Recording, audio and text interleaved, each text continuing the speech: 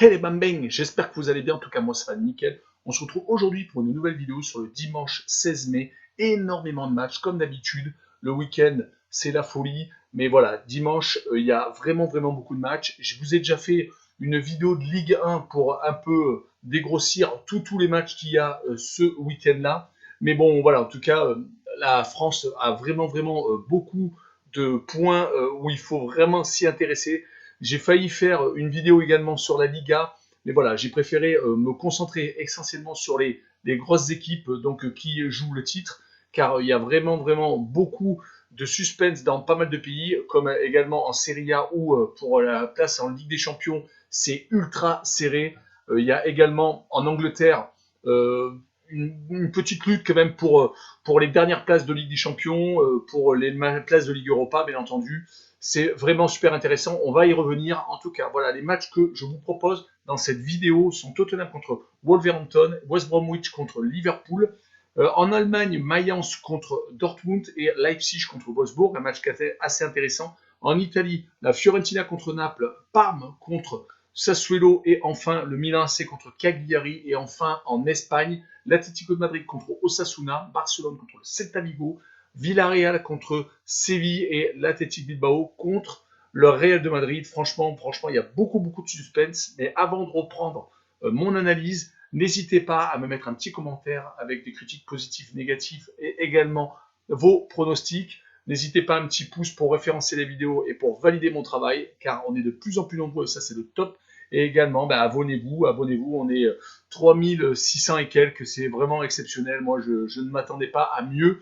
Et voilà, surtout, dans le lien Telegram, il y a également les matchs les moins importants, ceux que je n'ai pas pu analyser car ça faisait beaucoup trop. Ils sont en description. Également, il y a le lien Telegram, hein, vous cliquez dessus, vous nous rejoignez. On a dépassé les 600 membres, on interagit, on a des codes safe, les codes fun. Tous les jours, franchement, il faut y venir. On est là pour donner des conseils, on est là pour vous guider. Commençons avec l'Angleterre et Tottenham 7e qui reçoit Wolverhampton 12e. Les Spurs donc, ont eu Mourinho qui a été licencié pendant la saison. Bon, je ne sais pas si ça a vraiment arrangé grand-chose, hein, car là, ils sont sur 2 défaites à l'extérieur consécutivement à Leeds et à Manchester City. Mais bon, ils continuent à gagner comme ils gagnaient à un moment donné à domicile. Hein, quand il y avait Mourinho, d'ailleurs, il gagnait des fois par des gros scores, des 4-0, des 4-1. Là, bon, on va dire qu'ils ont quasiment pas perdu leur habitude. Hein. Sur les 7 derniers matchs, toutes compétitions confondues à domicile, c'est 6 victoires et une seule défaite. La défaite, c'était contre Manchester United. Donc, il n'y a pas vraiment à en rougir, hein, vu la saison de United. Mais ils reçoivent ce jour-là, donc dimanche, Wolverhampton, qui est dans le ventre mou, qui actuellement est pas si mal que ça, hein, dans une bonne petite série. 3 victoires, une défaite. Donc, on va dire que c'est pas trop mal. Mais bon, ils sont dans le ventre mou, donc 12e. Ils n'ont pas vraiment grand-chose à espérer. D'ailleurs, voilà, leur seule défaite, c'était contre Burnley. Ils ont pris un 4-0 à domicile. Donc voilà, c'est vraiment l'état d'esprit d'une équipe qui est un peu compliquée à cerner. Mais sur ce match-là, je vois Tottenham gagner 2-1 et je vois Wolverhampton marquer son petit but à l'extérieur, le plus de 0,5 but, donc à l'extérieur. La cote doit être quand même assez intéressante. Passons à West Bromwich Albion contre Liverpool. West Bromwich, bon voilà, est relégué malheureusement pour eux. Ils ont réussi à quand même à domicile à finir en plus ou moins. Alors bon, je sais quel est le résultat que je vais vous donner, mais c'est vrai que jusqu'à présent, là, les 3 derniers matchs à domicile, c'est 3 matchs sans défaite, donc c'est pas mal quand même pour West Bromwich. Ils ont une fulgurance où ils sont allés gagner 5-2 à Chelsea. Je me rappelle du match, leur attaque était extraordinairement parfaite. C'est bon, il y a des matchs comme ça où tout réussit, mais voilà, ils sont quand même sur 4 matchs sans victoire consécutivement là actuellement. Là, ils jouent contre Liverpool qui est en train de se réveiller. Bon, voilà, toutes les absences comme Van Dijk ont été très préjudiciables pour Liverpool. D'ailleurs, Van Dijk vient d'annoncer son forfait à l'Euro, donc c'est un gros coup dur pour les Pays-Bas. Mais voilà, leur victoire 4-2 à Manchester United a été quand même, pour moi, assez prévisible, car j'avais prédit qu'ils allaient gagner 2-1 à Manchester United. Bon, il y a eu 4-2, il y a eu même encore plus de buts. Mais bon, c'est une équipe qui est pas si loin que ça avec des champions. Hein. Ils sont potentiellement qu'à 1 point de Chelsea. Donc c'est vraiment une équipe qui est, parce qu'ils ont un match en retard, qui est pas loin finalement de réussir son objectif de se requalifier pour la Ligue des Champions. Certes, ils n'auront pas de titre cette année. Ça, c'est peut-être le bas qui blesse. Mais voilà, je vois une victoire 3-0 de Liverpool. Et je vois Liverpool marquer plus de 1,5 but à l'extérieur. Passons à l'Allemagne et à Mayence, 12e qui reçoit Dortmund, 4e. Mayence. Que dire sur Mayence? Eh bien, franchement, depuis 9 matchs, ils sont sans défaite, 5 victoires, 4 nuls. Ils ont battu le Bayern de Munich, ils ont fait match nul à Francfort. Bah écoutez, s'ils avaient été comme ça tout le long, ils auraient peut-être pu tutoyer justement Dortmund qui rencontre ce jour-là. Dortmund qui de son côté vient de gagner la finale de la Coupe d'Allemagne, qui depuis son élimination de la Ligue des Champions contre Manchester City, bah écoutez, ils sont vraiment revenus ce qu'ils étaient en début de saison. Voilà, il y a des absences comme Witzel et tout qui ont sans doute été également préjudiciables. Bon, il y a eu Favre qui a été limogé. Mais voilà, en tout cas, là, actuellement, ils sont sur 5 victoires consécutives en championnat. Donc, plus les 2 victoires en Coupe d'Allemagne en demi et donc la finale, ils sont sur 7 matchs sans défaite. Mais sur ce match-là, comme Mayence est une équipe qui actuellement est invincible, c'est un truc de fou en fait quand on y pense. À chaque fois, je les mettais perdants et à chaque fois, ils m'accrochaient le but, le match nul ou même ils gagnaient, surtout contre le Bayern de Munich. Donc je vois le 1 but partout et je vois le Away No Bet, donc le match nul remboursé, 6 victoires de Dortmund à l'extérieur. Finissons avec l'Allemagne et Leipzig second qui reçoit Wolfsburg troisième, donc vraiment un gros sommet du championnat d'Allemagne, hein, même si c'est pas pour le titre, mais bon voilà, en tout cas c'est quand même 2 équipes qui ont été quand même pas mal, surtout qu'elles sont pas obligatoirement super connues, peut-être un peu plus Leipzig car ils sont quand même allés assez loin en Coupe d'Europe ces dernières années. Mais voilà, en tout cas, c'est 2 équipes qui valent le coup d'être regardées à jouer, car elles jouent quand même pas si mal que ça. Le Leipzig, par contre, ils sont sur 2 défaites consécutives contre Dortmund. Donc en finale et en championnat, ils avaient perdu 2-1 là-bas. Et c'est une équipe qui a un peu perdu malheureusement le titre, car ils ont lutté avec le Bayern de Munich jusqu'au bout pour le titre, car ils ont perdu contre Cologne, ils ont perdu bien entendu contre le Bayern de Munich à domicile, ça c'est peut-être joué là, et aussi ils ont fait match contre Hoffenheim. Ils ont un peu plus de mal à domicile quand même qu'à l'extérieur, où à l'extérieur, ils ont enchaîné énormément de grosses performances. Wolfsburg, de son côté, c'est 4 points de retard sur Leipzig. Donc, s'ils gagnent, ils reviennent à 1 point de Leipzig. Pour la Ligue des Champions, ils sont toujours donc 3e. Mais voilà, Dortmund est juste derrière. Et Dortmund veut les récupérer. Bon, vu le résultat que je donne avant, ils ont beaucoup moins de pression, si ça se réalise, bien entendu. Par contre, voilà, ils ont perdu contre Dortmund, le Bayern et le Francfort. Donc, les autres membres du top 4, donc bon, Dortmund est top 5, mais bon, c'est quand même bête pour Wolfsburg, ils ont un peu craqué sur la fin. Quand ils jouent contre des équipes de moins de niveau, ils ont tendance quand même à gagner. Mais sur ce match-là, moi je vois un but partout. Je vois les 2 équipes accrochées comme Leipzig a du mal à domicile et que Wolfsburg est capable de quand même gagner, même à l'extérieur. Et je vois le home no bet, donc le match nul remboursé, 6 victoires de Leipzig. Passons à l'Italie et la Fiorentina qui joue contre Naples. La Fiorentina également ventre mou, 5 matchs sans défaite actuellement, donc pas mal. Victoire contre la Lazio, match nul contre la Juve. Ils avaient gagné à la Juve au match aller 3-0. C'était en plus ces 2 équipes ne s'aiment pas du tout. Je pensais vraiment que la Juve pouvait battre la Fiorentina. Ben non, ils ont réussi à accrocher encore une fois de plus la Juve, qui d'ailleurs à cause de ça a perdu son titre. Et voilà, ils sont actuellement sur 2 clean sheets consécutifs, donc ça fait 2 matchs qui ne prennent pas de but. Ils jouent contre Naples par contre, qui est sur 7 matchs sans défaite, tout terrain confondu. C'est vraiment une équipe qui est. Alors moi, je vais refaire un petit point sur les places en championnat d'Italie actuellement. Donc l'Inter est premier, ça c'est clair. Deuxième est l'Atalanta avec 75 points. Troisième le Milan c'est avec 75 points et quatrième Naples avec 73. Donc 2 points pour pour la 2, 3, 4e place, les places qualificatives pour la Ligue des Champions. Et surtout qu'il y a la Juve qui a 72 points, donc juste derrière, 1 point derrière Naples, et qui est 5e. Donc ça va être vraiment jusqu'au bout. Les 2 dernières journées vont être monumentales. Surtout que bon, n'oublions pas la Lazio. La Lazio a un match en retard. Ils ont 67 points. S'ils gagnent leur match en retard, ils reviennent à 70. Donc ils seraient à 3 points de Naples et à 2 points de la Juventus. Voilà pour le petit point devant en championnat d'Italie. C'est vraiment, vraiment, plus personne n'a le droit de même faire match nul. Et Naples, en plus, ça tombe bien, car à l'extérieur, ils sont assez monumentaux. Là, actuellement, ils restent sur 9 buts marqués sur les 2 derniers matchs. Ils ont gagné 5 buts à 1 contre la Spezia, excusez-moi, et la Spal, c'était l'année dernière, et 4 buts à 1 contre l'Udinese. Franchement, actuellement, ils sont au taquet, et en plus, ils gagnent énormément de fois par 2 buts à 0 à l'extérieur, comme à la Roma, comme leur dernière victoire, une des 2 dernières victoires, je veux dire plutôt, où ils avaient gagné également 2 buts à 0, ben, sur ce coup-là, je les vois encore gagner 2 buts à 0, et je vois Naples marquer plus de 1,5 buts sur le match. Passons au Parme contre Sassuolo, donc au match suivant en championnat de Serie A. Le Parme, ben voilà, est relégué, ils sont derniers, ils sont passés derniers. Crotone leur a passé devant car Crotone a gagné son dernier match à domicile. Ils perdent quasiment tous leurs matchs. Hein. c'est 3 victoires sur la saison, donc c'est vraiment pas extraordinaire. Là, ils sont actuellement sur 4 défaites d'affilée à domicile. Et sur les 9 derniers matchs, c'est 9 défaites et un nul. Le nul, c'était contre Benevento. Donc c'est vraiment, vraiment compliqué pour Parme. Là, ils jouent contre Sassuolo qui se réveille un peu sur la fin, hein, bêtement. Là, certes, ils viennent de perdre contre la Juve. On est d'accord. Ils ont perdu à domicile contre la Juve. Car la Juve était obligée de gagner s'ils voulaient encore espérer la Ligue des Champions.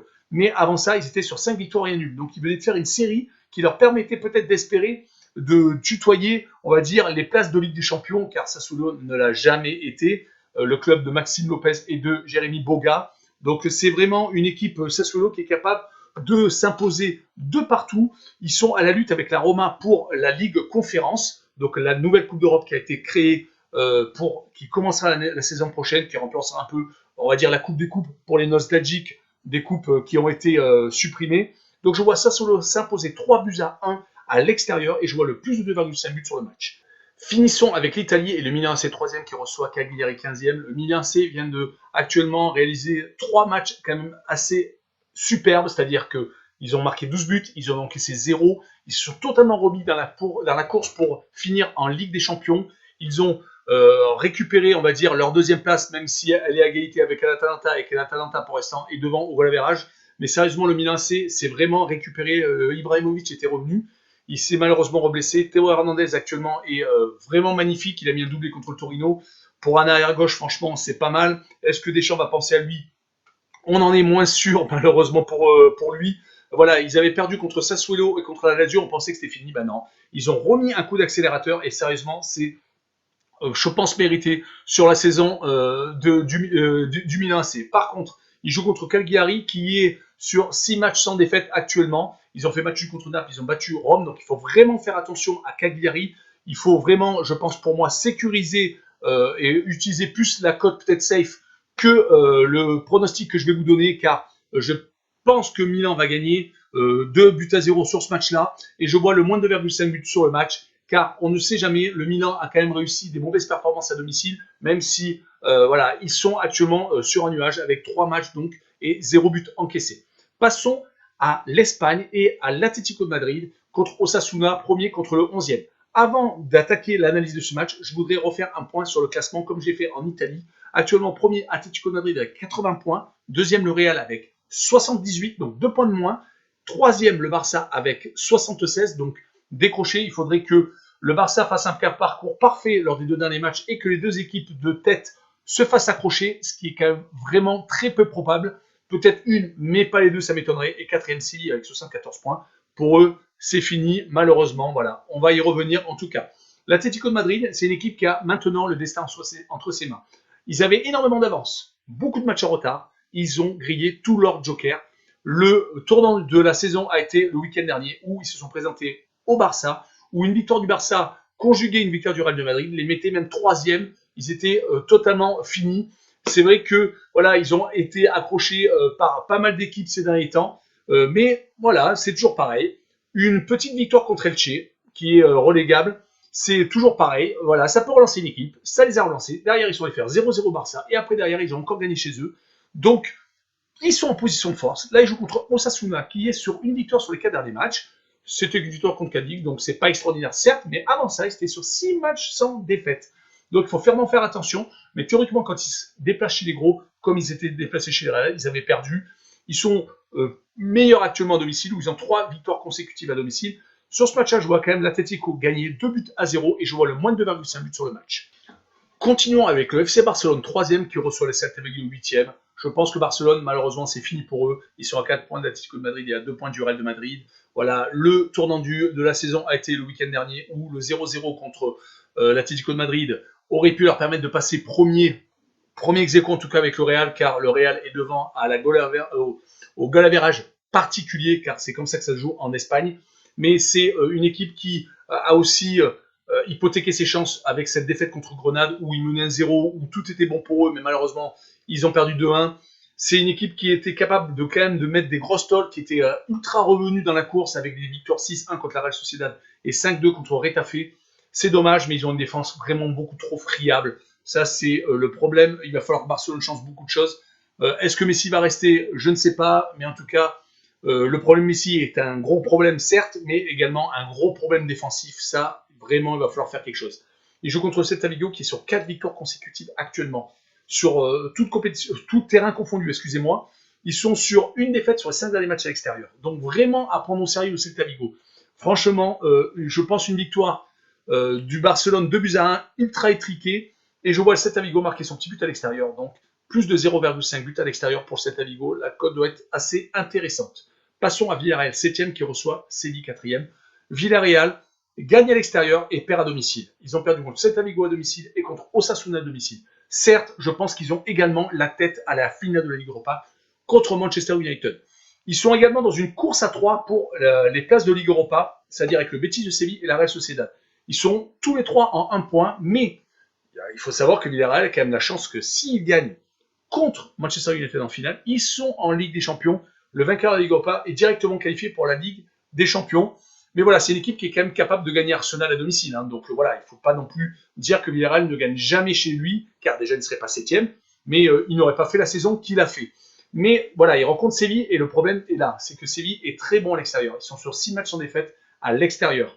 Ils viennent de battre Valence, on est bien d'accord, mais avant ça, malheureusement pour eux, ils avaient eu 2 matchs sans victoire contre le Real. D'ailleurs, ils ont fait 2-2 où à la dernière minute, sur une déviation de hasard avec un tir de crosse, bon voilà, ça s'est fini par un 2-2, mais ils avaient perdu juste avant ça 1-0 contre l'Athletic Bilbao. C'était vraiment la défaite de trop pour eux malheureusement, car avant ça, ils avaient fait une série de 7 victoires et un nul. Ils étaient vraiment arrivés, on va dire, par derrière, dans l'ombre. On ne s'y attendait pas du tout. Ils ont failli limite griller tout le monde sur le fil pour être champion d'Espagne.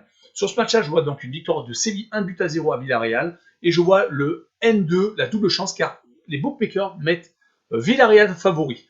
Donc ça me paraît un peu bizarre, mais en tout cas, je pense que la cote doit être super intéressante pour la double chance de Séville. Et finissons avec l'Athletic Bilbao contre le Real de Madrid. L'Athletic Bilbao est une équipe qui bat les gros, on en est sûr. La Supercoupe d'Espagne l'a prouvé. Victoire en demi-finale contre Real et victoire en finale contre Barcelone. Malheureusement pour eux, ils sont allés 2 fois en finale de la Coupe d'Espagne, que ce soit celle dernière qui a été reportée juste avant la finale de cette année. Donc voilà, il y a eu 2 finales de Coupe du Roi rapprochées et les 2 malheureusement, l'Athletic Bilbao est allé en finale. Les 2 fois ils ont perdu 1-0 contre la Real Sociedad et 4-0 contre le FC Barcelone. Donc c'est une équipe qui, là, dernièrement, a battu l'Atlético de Madrid chez lui 2-1 et qui est allé s'imposer donc à Séville 1-0. Donc vraiment, je pense qu'ils sont capables d'embêter le Real de Madrid. Et ils ont quand même perdu à Huesca lors du dernier match. C'est vraiment, voilà, c'est le football. Hein, on comprend pas, on comprend pas. Mais en tout cas, à domicile, ils sont sur 10 matchs sans défaite. C'est vraiment une équipe, mais par contre, qui fait beaucoup de matchs nuls. Donc 6 matchs nuls sur les 10 matchs sans défaite. Là, ils jouent le Real, qui est toujours au pied du mur. C'est là où ils sont le meilleurs, c'est quand ils sont au pied du mur. Et je pense que le Real, Zidane, je veux dire, peut en attester. C'est vraiment un mec qui rebooste tout le temps ses joueurs quand ils sont au pied du mur. Certes, ils ont été éliminés par Chelsea donc en Ligue des Champions. D'ailleurs, ils ont perdu le match retour. Mais si on englobe ce match-là, sur 21 matchs, ils n'ont qu'une seule défaite, c'est à Chelsea. Donc franchement, c'est une équipe qui perd quasiment jamais. Ils n'ont qu'une seule défaite à l'extérieur en championnat. Sur ce match-là, malheureusement pour le Real, je les vois se faire accrocher par l'Athletic Bilbao, comme ils l'ont fait l'Athletic Bilbao avec tous les gros. Je vois le 1 but partout et je vois les 2 équipes marquées pour la cote sécurisée. Voilà, on en a fini avec cette vidéo. N'hésitez pas à aller en description pour voir les autres matchs. N'hésitez pas à mettre vos pronostics, vos commentaires, vos critiques positives et négatives. Votre petit pouce bleu, ça me fera super plaisir. Et en tout cas, abonnez-vous. Ciao les bambins!